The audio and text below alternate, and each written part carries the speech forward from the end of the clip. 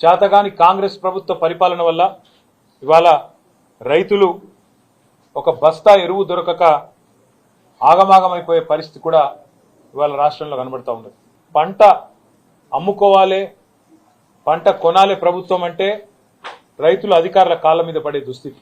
అట్లాగే ఇవాళ ఎరువుల బస్తాల కోసం కూడా రైతులు కాళ్ళ వేళ్ల పడి అధికారులను బతిమలాడుకునే ఒక దయనీయమైన పరిస్థితి రాష్ట్రంలో కనబడతా ఉన్నది.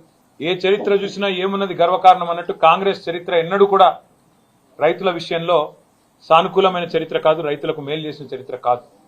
ఇవాళ కూడా మళ్ళీ ఒకసారి ఆనాటి రోజులు తెస్తాము అనేదైతే మాట ఇచ్చిందో కాంగ్రెస్ పార్టీ, దానికి అనుగుణంగానే మరి ఆనాడు ఏవైతే అర్ధరాత్రి బాయికాడ వండుకునే దుస్థితి ఉండేనో ఇలా మళ్ళొక్కసారి చివరికి ఒక మహిళా రైతు ఎరువుల దుకాణం కాడ అక్కడ తెల్లారగట్టనే పోయి పండుకునే దుస్థితి, దుకాణం ముంగట వండుకునే దుస్థితి కూడా ఇలా తెలంగాణలో కాంగ్రెస్ ప్రభుత్వ గొప్పతనం మూలన కనబడతా ఉన్నది.